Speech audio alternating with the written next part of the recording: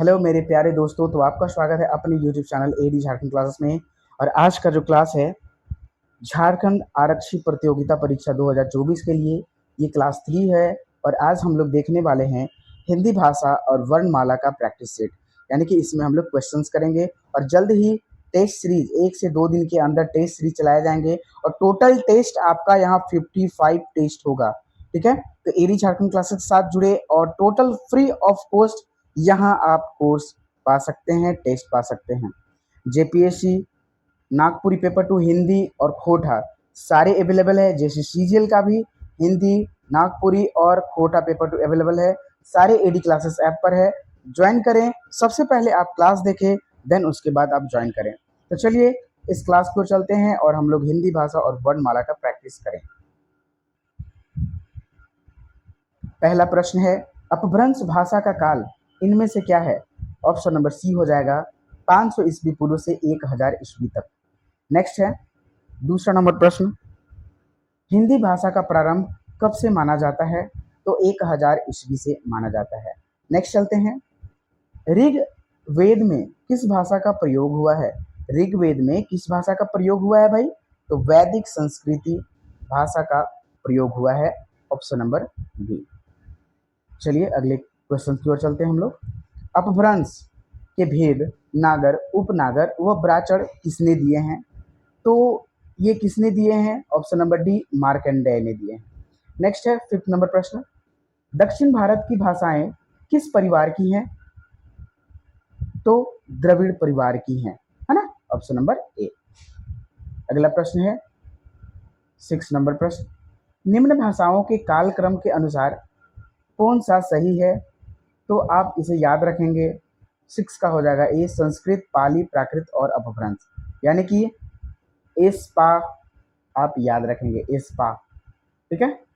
Next, सुमिलित करना है कि कौन से अपभ्रंश से भाषा का उत्पत्ति हुआ था। तो देखिए ये जो है मिलान जो करना है आपका सी सही आंसर हो जाएगा, ठीक है। यानी कि ए का 1, ए का 1, C2, है ना, B4 और पैसाची अपभ्रंश से पंजाबी। कहने का अर्थ है कि सौरसेनी अपभ्रंश से ब्रज भाषा का उत्पत्ति हुई है, मागधी अपभ्रंश से अवधी भाषा का निर्माण हुआ है, अर्धमागधी अपभ्रंश से पंजाबी भाषा का उत्पत्ति हुई है, यही पैसाची अपभ्रंश से मैथिली भाषा का उत्पत्ति हुई है। नेक्स्ट चलते हैं 8वां नंबर प्रश्न, पूर्वी हिंदी की उत्पत्ति किस अपभ्रंश से हुई है? तो इसका सही आंसर हो जाएगा ऑप्शन नंबर सी, अर्धमागधी, ठीक है। चलिए नेक्स्ट प्रश्न है 9वां नंबर प्रश्न, अपभ्रंश के प्रथम महाकवि कौन है? अपभ्रंश के प्रथम महाकवि कौन है? ऑप्शन नंबर बी, स्वयंभू। नेक्स्ट 10 नंबर प्रश्न, अपभ्रंश काल में बोलचाल की भाषा का क्या नाम था? ना, अपभ्रंश काल में जो बोलचाल की भाषा जो हम लोग नॉर्मल यूज करते हैं गांव देहात में, उस भाषा का बोल क्या था, बोलचाल की भाषा क्या था उस टाइम? तो देश भाषा, है ना। पाली किस धर्म की भाषा है? पाली वैदिक धर्म की भाषा है। ऑप्शन नंबर ए सही हो जाएगा। नेक्स्ट, पाली भाषा का एक अन्य नाम और क्या है? पाली भाषा को और हम किस नाम से जानते हैं? तो ऑप्शन नंबर ए हो जाएगा, मागधी के नाम से जानते हैं। नेक्स्ट, सौरसेनी अपभ्रंश से उत्पन्न भाषाएं कौन कौन सी हैं? तो देख लेते हैं भाई, पश्चिमी हिंदी, राजस्थानी और गुजराती। नेक्स्ट, सुमिलित करना है, सौरसेनी से कौन सी भाषा का उत्पन्न हुआ था, पैसाची से कौन से, मागधी से कौन से और अर्धमागधी से कौन से? तो इसका जो है ऑप्शन नंबर बी हो जाएगा, यानी कि A4C2, है ना।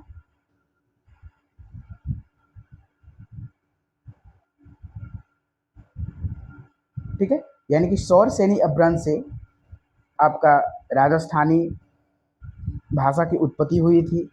यहीं चलते हैं, मागधी से असमिया और पैसाची, है ना, पैसाची जो है यहाँ आपका लहंदा हो गया, ठीक है। और अर्धमागधी, अर्धमागधी से यहाँ सिंधी और पूर्वी हो गया।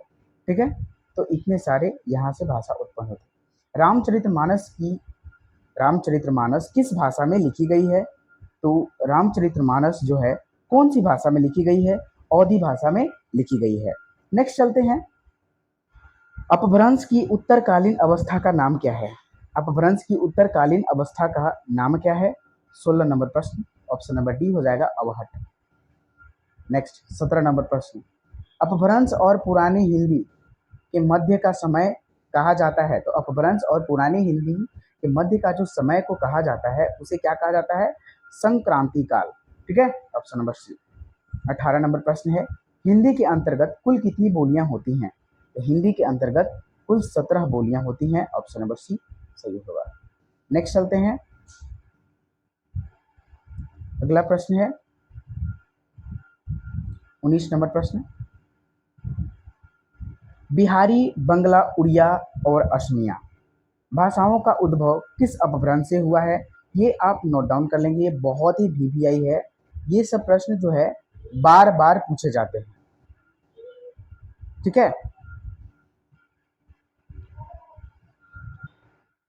तो इसका सही आंसर हो जाएगा ऑप्शन नंबर ए, मागधी भाषा, यानी कि ये मागधी अपभ्रंश से ये सब सारी भाषाएं उत्पन्न हुई है। ठीक है, चलिए अगला प्रश्न की ओर चलते हैं हम लोग। 20 नंबर प्रश्न, इनमें से कौन सी पश्चिमी हिंदी की बोली नहीं है? पश्चिमी हिंदी की बोली नहीं है, निम्न में से कौन सी है भाषा भाई? तो ऑप्शन नंबर ये मगही। नेक्स्ट, अर्धमागधी 21 नंबर प्रश्न है, अर्धमागधी अपभ्रंश से किसका विकास हुआ है? तो अर्धमागधी अपभ्रंश से ऑप्शन नंबर बी पूर्वी हिंदी का विकास हुआ है, पूर्वी हिंदी का। ठीक है, 22 नंबर प्रश्न है, वर्ण किसे कहते हैं? वर्ण किसे कहते हैं? ऑप्शन नंबर बी, यह भाषा की सबसे छोटी इकाई होती है जिसे वर्ण कहा जाता है। स्वर किसे कहते हैं? ऑप्शन नंबर 23 नंबर प्रश्न है, स्वर किसे कहते हैं? स्वर, तो सही आंसर इसका हो जाएगा बी, जिनका उच्चारण बिना अवरोध अथवा विघ्न बाधा का होता है वह स्वर कहलाता है। नेक्स्ट 24 नंबर प्रश्न है, हिंदी भाषा में वे कौन सी ध्वनियां हैं जो स्वतंत्र रूप से बोली या लिखी जाती है? मतलब उस पर कोई बाध्यता नहीं होता है। ठीक है, वो स्वतंत्र होता है, वो कौन सी भाषा है? तो 24 नंबर यानी कि ऑप्शन नंबर ए स्वर। स्वर को कहा जाता है वो ध्वनि जो है जो स्वतंत्र रूप से बोली जाती है वह स्वर है। नेक्स्ट, ई स्वर का प्रकार है, ये किस प्रकार का स्वर है? तो ये ह्रस्व है जिसके उच्चारण में कम समय लगता है। ठीक है, या दीर्घ, जल्दी बताएं। तो 25 नंबर का हो जाएगा आपका, यह जो है मूल स्वर है। ह्रस्व स्वर, दीर्घ स्वर या संयुक्त स्वर, निम्न में से कौन सा है? तो ये मूल स्वर है। नेक्स्ट, प्लुप्त स्वर कौन सा है? 26 नंबर प्रश्न है, प्लुप्त स्वर कौन सा है भाई? तो प्लुप्त स्वर हम लोग क्या बोले थे, जिसके यानी कि दीर्घ स्वर जो हैं उच्चारण में थोड़ा सा ज़्यादा समय लगता है, अगर उससे भी ज़्यादा समय लगे तो वो प्लुप्त स्वर कहलाता है। जैसे कि ओम, हम लोग जाप करते हैं ना ओम का, तो उस प्रकार से ऑप्शन नंबर ए इसका सही आंसर हो जाएगा ओम। 27 नंबर प्रश्न है, भाषा विज्ञान की दृष्टि से ऊ यानी कि बड़ी ऊ किस प्रकार का स्वर है? तो बड़ी ऊ जो जब हम सारे आपको क्लास करके ये करा के बताया है ना कि कौन सा क्या है। ठीक है, तो ये सब चीज़ें आपको ध्यान देने हैं, क्लास देखेंगे तभी आपको एमसीक्यू समझ में आएगा। ठीक है, तो 27 नंबर प्रश्न जो है, भाषा विज्ञान की दृष्टि से बड़ी ऊ किस प्रकार का स्वर है? तो बड़ी ऊ जो है आपका पश्च समृद्ध स्वर है। 28 नंबर प्रश्न, उच्चारण के समय जीभ की स्थिति के अनुसार स्वरों को कितने भेद किए गए हैं? जीभ के अनुसार, है ना? तो ऑप्शन नंबर बी 3 प्रकार से, वो सब सारे चीज हम लोग पढ़ चुके हैं। 29 नंबर प्रश्न है, भिन्न भिन्न स्वरों के मेल से जो स्वर उत्पन्न होता है उसे कहते हैं ना, उसे क्या कहते हैं? उसे संयुक्त स्वर कहते हैं। अगले प्रश्न की ओर चलते हैं हम लोग। हिंदी वर्णमाला में अंग और अह क्या है? तो मैं क्या आपको बताया था तो इसका सही आंसर अयोगवाह। और अयोगवाह वर्णमाला हिंदी में जो होती है संख्या, उसका दो होता है, अनुस्वार और दूसरा विसर्ग, है ना। किस शब्द में री स्वर नहीं है? किस शब्द में निम्न में से री शब्द नहीं है? बताएं, री स्वर नहीं है, किस शब्द में री स्वर नहीं है? ऑप्शन नंबर डी, रिवाज में री नहीं है। नेक्स्ट 32 नंबर प्रश्न, निम्नलिखित में से कौन सा स्वर नहीं है? निम्नलिखित में से कौन सा स्वर नहीं है? तो निम्न में से कौन सा स्वर नहीं है? ऑप्शन नंबर डी, इया, यह स्वर नहीं है, अनुनासिक है। 33 नंबर, जिनके उच्चारण में दीर्घ स्वर से भी अधिक समय लगता है वे कहलाते हैं प्लुप्त स्वर, जैसे कि ओम, है ना, ओम।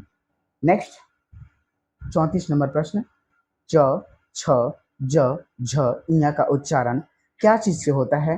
निम्न में से आप बताएं। तो ऑप्शन नंबर इसका सही हो जाएगा शी, तालु से।